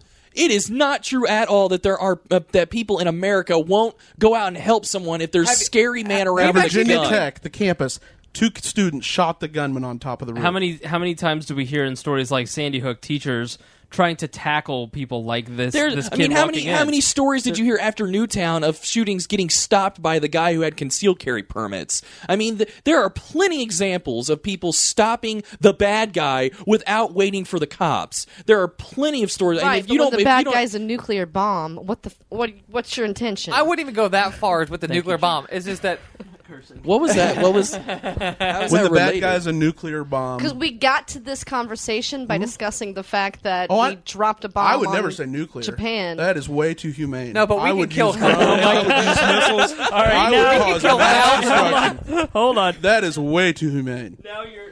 I shut my own mic off. Now you're just trolling, Greg. No, okay, but to be clear, I don't think the appropriate response would be as Greg did. I mean, Greg can have that thought. I don't think that the response should be that if you do not help us find these people, then we're going to kill all of you. I'm saying give us the information. I'm saying if you know that you have Al-Qaeda operatives that are operating in your community, don't you dare put yourself at risk. That would be a violation of your own rights. But what you can do is find, if there is any way possible, feed information through some channel that exists. Because if you really don't believe that they're representing your best interests either, if they are not a good representative of your religion and what you believe of humanity, then do something about it. Yeah, but that's the see, that's the if you're not with us, you're against us argument. I mean, what your response would be then is to assume that if they're not helping you, then they're helping them, and therefore they're part of the enemy, and we have to kill them all. No, not. I'm saying if it isn't, is it really that crazy to think that you can? How does the Central Intelligence get their information? They are fed information from people in the community. Oh, absolutely. Those people exist. I'm not saying you have every single person has to do it. Let's be clear. The reason that people started raising their arms and going rabble, rabble, rabble here is because you said if we pull out of all these countries and another attack happens, then we're going to black out the skies with missiles, which implies collateral damage to people who may not be part of Al Qaeda. And I'm not. I probably should have conditioned that with we were very accurate I'm missiles. sorry. Oh my God. I'm really like I was really upset by this. Like I was really emotionally torn up. Seriously, I should have conditioned that with very accurate missiles. The whole rabble thing literally happened. If you watch the YouTube channel, Gena and Nuclear Miah drones. literally rabbled. I hate you. It's true though. It's only when your head flaps that I have a hard time understanding. I'm not you. a damn Canadian. Come on, guy. I just want to say, let me preface this, and I hope there are a lot of people still listening, and I hope that What are we at right now? we're at like an hour and 23 minutes. Oh. We do not hate Canadians at all. I do not hate Canadians. I have no issues with Canadians. I'm going to promote you. Yes, I promise, Miah. Miah has been texting me throughout the entire podcast. Make sure you promote me. I'll promote. Her shows are great. I listened to both of them. That's not what it's about. It's about something else. He's being Yeah. a douche right now. So we keep It's getting a bit. We keep Canada getting stuff is a bit. We keep getting God. tweets and emails and messages. We don't hate Canada. I even on Twitter today congratulated the guys with the big hats that ride the horses and wear the red coats. It's a bit. Doubly guys. do right. And they got the guy, and congratulations and good job. But that does not mean we will not make fun of you in the future. Yes, Right. we make fun That of would be everyone. racist. We just focus on Canada a Listen, lot because they're so make funnable. We love Paul Gable. Paul Gable is our friend. He's the man. But we're still going to, every episode, mention that he cannot be on the podcast. I actually have a deep and undying love for. I'm going to say these words. Chris Galt. So if you hear me teasing him on every Yeah, occasion that I get, know that it comes That from a place is taboo, of love. I Can you go sit over there with mittens and under No, the- but I can rub things on both of you. Ooh. All right. Well, Not I'm like that. Well, Now This there is a podcast- membership version. If you pay $9.95 a month, you can see what she was talking about. so that Well, has. you pay $9.99 a month, and we might arrange that. I don't even know what the hell just happened. This has been the most The emotional. best effing show you've ever done. Like, all of a sudden, she's yelling out, Todd Beamer didn't do it, and he's yelling out, kill all the Muslims, and Maya's yelling out, I hate everybody. It's been To quite a answer wild your ride. question, Spangle, what's the appropriate response? I think I would agree that nothing. Nothing. I Nothing. would say that there is really nothing that we can do that's ever going to stop something like this from happening again. And I think the appropriate response would be to try this kid, convict him in a court of law, and either put him to death or put him in jail for life, depending on what the judge rules. And fix our foreign policy. Real quick, Greg, and then we'll go. The right thing to do is give him the full rights of American, read him his Miranda rights, do this thing correctly, set the standard for the world. I have beliefs of whether we can get information. That doesn't mean I only support that. I just wanted to make that point. But we can be the example. Gena, what do we do? taken off of what both of you fine gentlemen just said, absolutely we should treat him as a as we would want to be treated ourselves. So we should try him, and then if he is guilty, convict him, because we're all assuming that he is guilty, even though none of us can honestly say for certain that it happened. And PS, and religion's BS. That's what I was going to say. It doesn't matter which religion it is. I'm not anti-Christian. I'm not anti-Muslim. I'm not anti-Islamic. I'm not anti... I could give a less if you worship the spaghetti god. But when the spaghetti god comes down and tells you to go blow something up, that's when we have issues. And it's your behavior that needs to be addressed, not your religion. Yep. It's your mental illness. Miah, what should we do to prevent future bombings? Everybody, I'm just going to turn the mics off and let Miah go. Oh, what should we do to prevent further bombings? Well, you just find a direct cause. What's the cause of all the bombings? Direct cause of the bombings is, well, it's humans suck. So, well, I'm going to pretty much agree. I'm going to pretty much agree that we there's not a whole lot we can policy, do. not your misanthrope character. No, that's what I'm going to get to, is that we can't do anything. We can't really proactively do anything. We can stop doing things that have caused some of this, but we can't do more and hope that we can solve anything. As a whole, we can, maybe as a more vigilant society, but beyond that, not really. All right, Greg, let's talk a little bit about how we got here. You and I were having lunch before the state convention. I hate when my voice cracks. I was listening to a podcast from 2007 when I was on the radio. I was like, so, Abdul...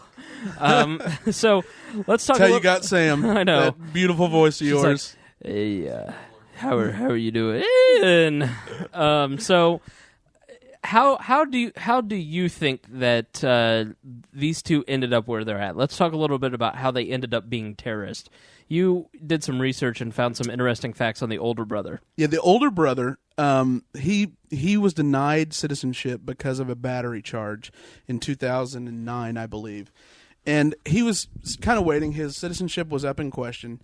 And he had been on quite a few different internet sites and on his YouTube channel that they haven't confirmed with 100% accuracy that it was his, it is his name, that he was talking with a Chechnyan terrorist. And the Chechnyan terrorist is the guy that's organizing this essentially in history, in the origins of Muslim history. And let me correct you, because he was murdered at the end of December 2012. Yes, yeah, he was. Well, he wasn't murdered. He was killed by Russian special forces. Killed by Russian special forces. But they were essentially trying to unite around this thing called the Army of Khorasan. Khorasan is, in history, it's modern-day Afghanistan. And one of the hadiths issued in Islam is that when you see the black banners of the Army of Khorasan, do whatever it takes to follow with them, because they are invincible and they will lead you in the march against Jerusalem. Now that hadith has been, its authenticity has been questioned, but sects of Islam subscribe to it. That is what started Al-Qaeda. That's why their flag looks the way it does. There are two flags. There's the white with the black letters. There's the black with the white letters. But when I saw that video, everyone kept saying that it was an Al-Qaeda flag, and it wasn't. It's the flag of the Army of Khorasan. And so it's almost like there's a historical nature involved. And the guy's name is Tamerlane, and Tamerlane was an emperor in history who was one of the most awful human beings that's ever lived. Everything I've said before today that was egregious doesn't even remotely come close. This guy built kingdoms on top of the skulls of the people he killed. He did all the stuff Miah wishes she could do. Yes. Will. And then it's funny, the other brother, the one that we have in custody, is named after the first Muslim Chechen president that was a Soviet Air Force commander and was assassinated. And I just find there's so many historical things involved in this that I think it's naive to say that these were just two random actors who were isolated losers. I can't prove it yet, but what I really think happened is they were lonely, especially the older brother. He wrote in a social media update where he said he didn't have any American friends and didn't understand Americans. And I think he was looking for, I don't know if it was purpose or I don't know what exactly it was, but he found something that gave him purpose. Over the last year, and this is according to CNN, so take it with a grain of salt, the person that you're talking about, the terrorist that you're talking about, I forget, it started with a D. I was in the dentist chair when I was watching this, so I was highly sedated. The older brother visited Chechnya, visited his father's village, and then visited his Chechnyan hometown, for lack of a better term, where his family was from in Chechnya, and this terrorist that you're talking about was actually in that town at the same time. Yeah. Now, you can't say that we know for sure that they met or anything like that, but there is some maybe linkage there, because people say that when he came back, he became a little more militant. He stopped looking any women in the eye. He became a little more. He just started. He was very domineering. He was Right. very aggressive in nature, and now it's starting. I just read that his mom, which I found crazy, is a cleric, Really? a Muslim cleric. And traditionally people stereotype Islam as being very abusive towards women. Well, it's really only the Taliban and then the really hardcore fundamentalist sects. Women, I mean, they aren't, for American standards. I know. I'm sorry, Gina, but I'm saying Not even a feminist. Women are considered equal but different. But they allow for her to have a role in the church. But again, you can't really. I mean, if you go to Iran, I mean, it's certainly changing now for the worse for women's rights. But in Iran, I mean, women are treated mostly as equals. And those are certainly Shias. not in the the equality that Americans have achieved for the most part. So, but go ahead, Gina. Yeah, no. Go ahead, though.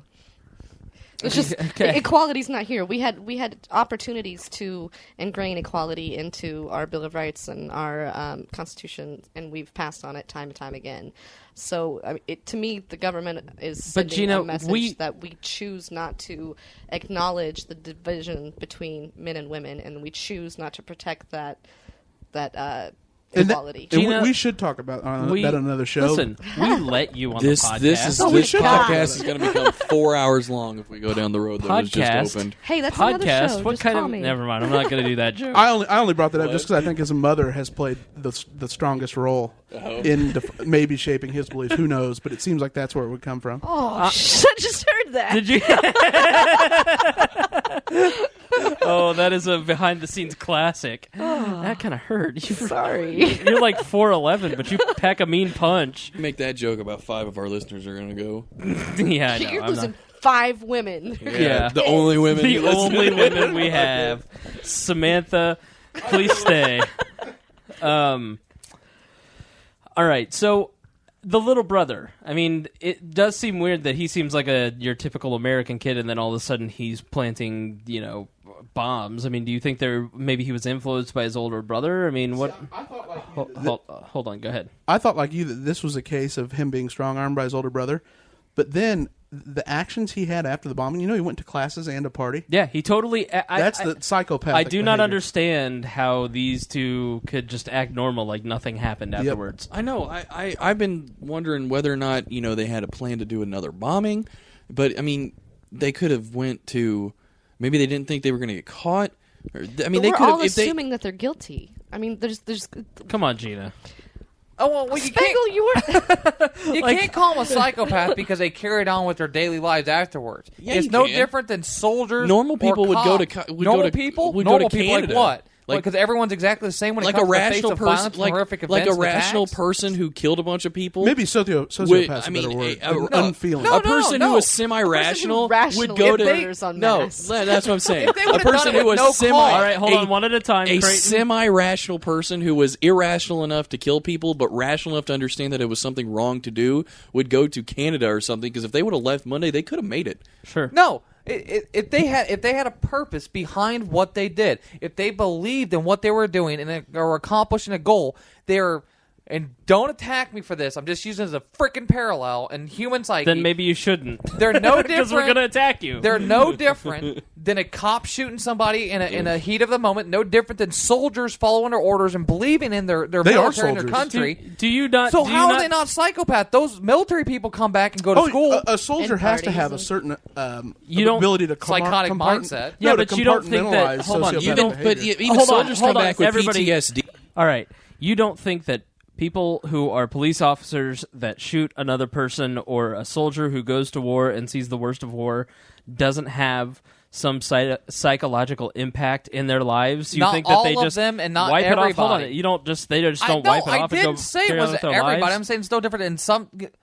God, damn it, you people. That if you are a soldier, you are able to compartmentalize that part of your life, your experiences. Some people are. And then still function on. And that's probably what they were because they probably have had training. The older brother. I don't think they did, though. My perspective is I think the brother may have started to come around to what his brother believed, but I honestly totally believe the older brother was the brains of the operation, and he was the leader of his little brother. He ran him over. Killed him.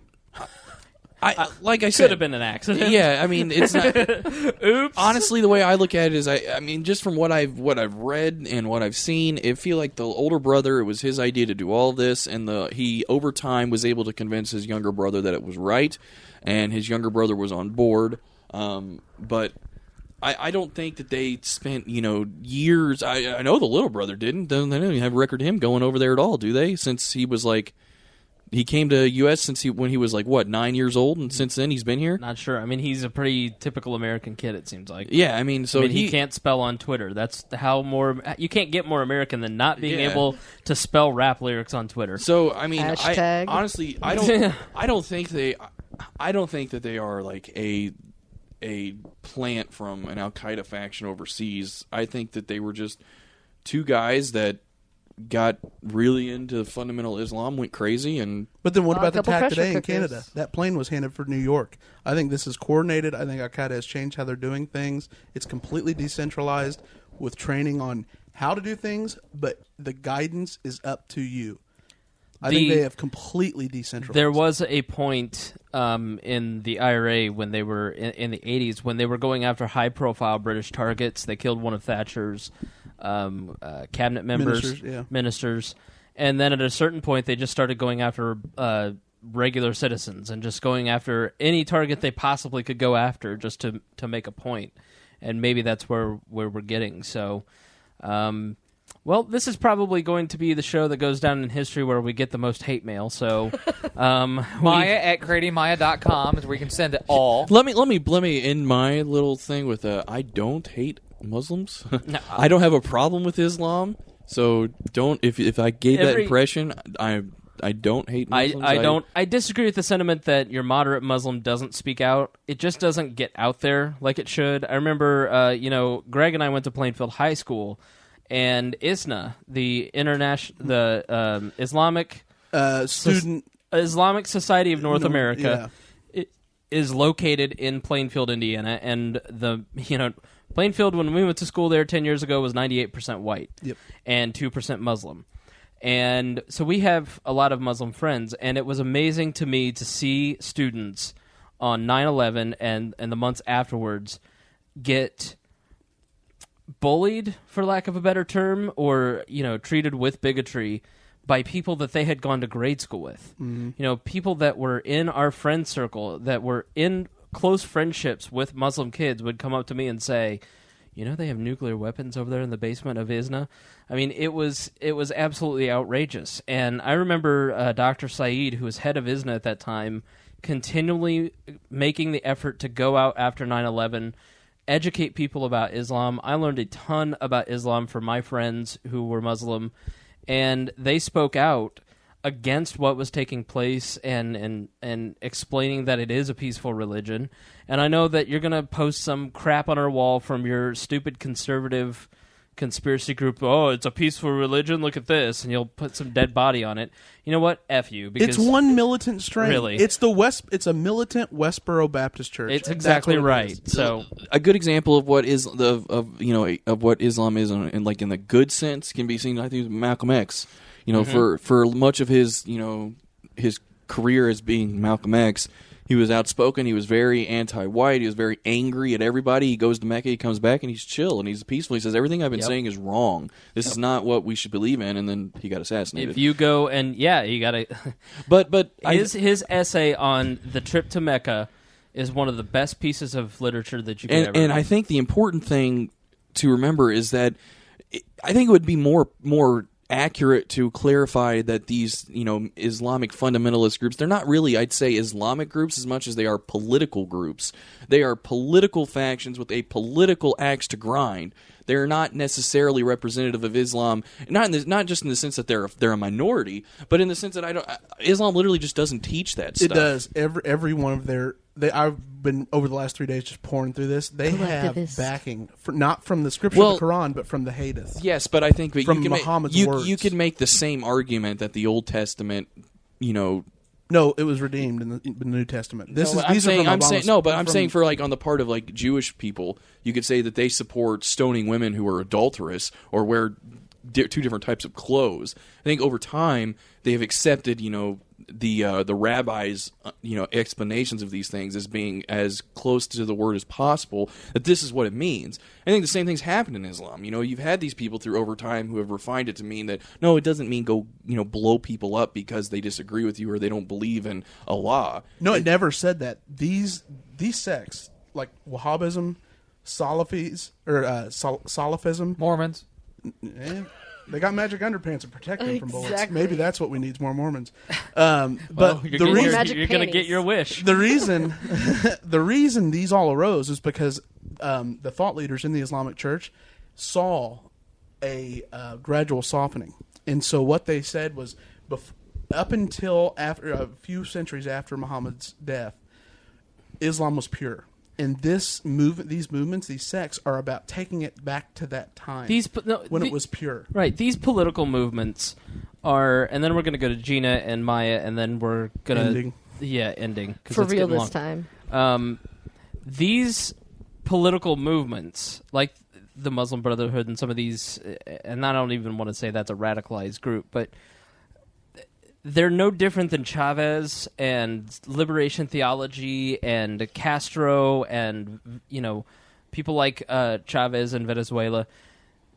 The reason people like Chavez are in power or were in power is because there has been oppression from the West, and it is a way to instill national pride, only in this case it's a religious pride, but it is a sort of national pride, which is where you get sort of the idea of the caliphate, that if we band together and we can fight the West and we can stop the oppression, and there is a little bit of truth in the sarcasm that, oh crap, I hope Chechnya doesn't have oil, and we have been manipulating the Middle Eastern regions, predominantly Muslim regions, because they have resources that we want. And the radicalization of these areas is a lot of the reason that you see it in South America. We're going to stand up, defend ourselves, and we're going to fight. Listen, do I want Americans dying in the street? Absolutely not. But, in my opinion, that's why they radicalize, and that's why they organize in that manner. But there is a fundamental difference. One's reasoning is backed in the writings of Karl Marx. Mm-hmm. The other one's is the divine word of their Jesus Which Christ. makes it damn near impossible to argue to against use reason. Rational, right? But with Marx, read Hoppe taking down his labor theory of value into discussion. With a divine word of God where you can't prove anything and it's completely based on faith, reason has no role. But I think it does, though. Look at what reason did to the Christian church during the Enlightenment period. It totally changed. You had movements towards a more rational line of Christian thinking. You had redactions where they went kind of crazy, but at the same time, reason does have an effect. I think what we're facing is like Chris said, they are going to something that is more, that unifies them, a religion that they all have, and people are using that for political ends. I think that the catalyst for all this is not the religion, but the politics that they live under. The politics of us messing with them, of other countries messing with them, of all these things. And I think the religion is used as a recruiting tool on the part of these people who have political axes to grind, and they are taking into their ranks to become radical terrorists, using religion as a medium to convert them, because it's just something that unites them all. Gena? At its root, every religion is a political body. That is the reason that they exist. They collect money. Now, when an individual joins a church or other religious group, they're doing so generally to follow some sort of doctrine that they agree with. However, once they are there, I apologize in advance. Please send your hate mail too. once they are there and they have been ingrained with that indoctrination, essentially, they are then a puppet, and your ability to reason. You're saying that every person, any person on the face, any person on the face of the planet that has any kind of religious faith has been indoctrinated and just is an idiot. No, I'm not. I'm saying that every person that can claim fundamentally on a very enthusiastic level and grab a pressure cooker and take to the streets to blow up cities in order to defend their religion has been thoroughly indoctrinated with some sort of politicized agenda. No, I agree. That's what I'm saying. Okay. But I'm saying that they don't represent the more accurate teachings of the religion itself. I'd say no. Yeah, I would say that when people who disagree with when people on I guess the more modern right would say that it's Islamic terrorism, and they want to make sure that everyone understands it's Islamic terrorism. They're using that word "loaded" to imply that the religion itself is what builds these terrorists, and not other factors. Like that's when they got all up in arms over the Ground Zero Mosque, because it's an Islamic memorial on the grave of all these people it killed. It's like it's implying that Islam is the reason that they became terrorists, and not the political circumstances of the world they lived in. And I think that's the difference that people need to understand: is it's not the religion itself; it's the world they come from. Very much a world of violence, of hate, of war. They live their entire lives with bombs going off right around the corner. The people who live in these underdeveloped countries. But and why we are saw they? one bomb go off. It took down 3, maybe 4 people. Syria is having this happen on a daily, weekly basis. No, it does, and that's what I'm saying. It's those are the circumstances that make bombs say, you're welcome, United States. No, those are the circumstances that cause people to become infuriated with us, and not the fact that their religion says that we're not Islamic, so they have to kill us. Which is, I think, something. I think that is a thought. I mean, we kind of maybe look at that and say, well, duh. But I think that's a thought that a lot of people still have nowadays, where they think that it's not really a war between people who are normal. It's a war between people who are just radical religious people, and it's their religion that makes them do it. So we just have to stop them because we can't. It's their religion, and I think that is a fallacy. I think it is a result of different circumstances. All right, Maya, one more can of gasoline, and then we gotta go. Basically, what I think it is, I think it's people like Greg. I think it's Muslim Gregs that see. No, seriously, I think I see it's people that are, they see all the United States citizens and all the Westerners just sitting back watching their government kill their neighbors and blow up weddings and everything else. So they're like, well, if you Americans aren't going to stop your government from doing this, from stopping these terrorists from bombing us, we're going to kill you too.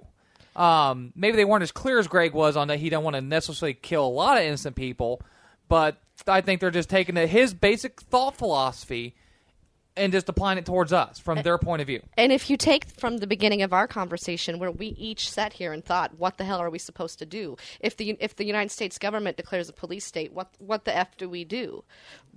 I mean, in theory, it is another person's perspective of actually what you could do if you had to, in order to protect yourself from your government. Although in this case, it is 3/4 of the world who feels that way. It's a billion people, yeah. Right. And the term Islamic terrorist, I mean, honestly, what does that inspire? You get an image, like you said, you pictured him with a turban. I mean, it literally, they have created a monster, an evil, a villain that is different than you, scary.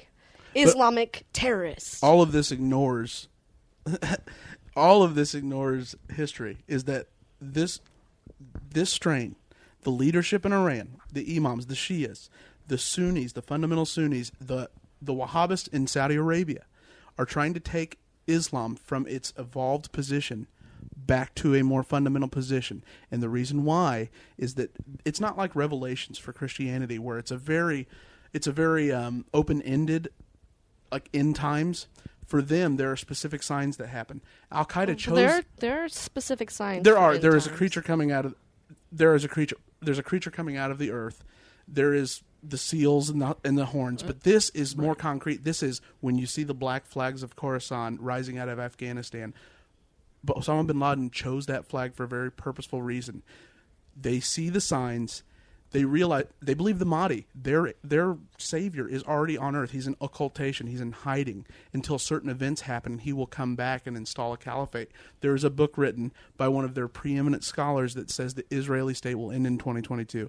I'm saying it's all crap. I'm saying Christianity's ideas are all crap. But I'm saying it's scary when you can't even... 100 years, I hope the Islamic religion goes back to where it was in Iran before we went in there with BP and caused all those problems.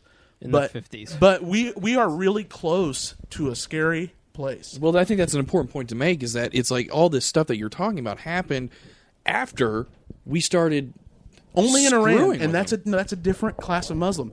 In Saudi Arabia, they invited us. Yeah, they invited us. In Saudi Arabia, they deal with the royal family. But they didn't invite us to colonize, which is No. basically Royal what And we it did. wouldn't be a horrible thing to get a caliphate to go. One world government, basically, because we could do what we're trying to do with the Republican Party, just join it and change it from the inside, right? Republican Wouldn't that be caliphate. best? I said you only had one more can of gasoline, Maya, and you used a second. There's a little All right, napalm. I know.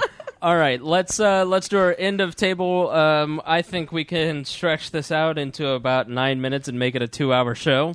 Also, if you're listening and if you're Muslim, Oh my A, God, we're sorry. we apologize, and B, we'd love to have you on the show. So if you're in the Indy area and you can come sit in on the podcast and maybe enlighten us a little bit, that'd be cool. Greg, end of week roundtable, what did we miss? What didn't we cover? What didn't we talk about that you want to bring up? I think we got it all. I really enjoyed it. Gina, thanks for coming on. Thanks for having me. I can't wait to have you back. Maya, I always enjoy when you're on. I know. even though you hate me, I think I'm like in the top 100 of your favorite status.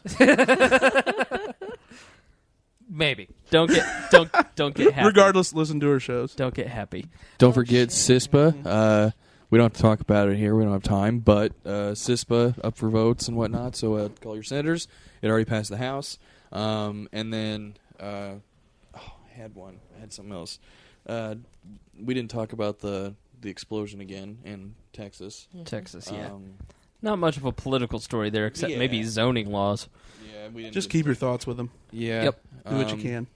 Gina, anything that you'd like to mention on the show?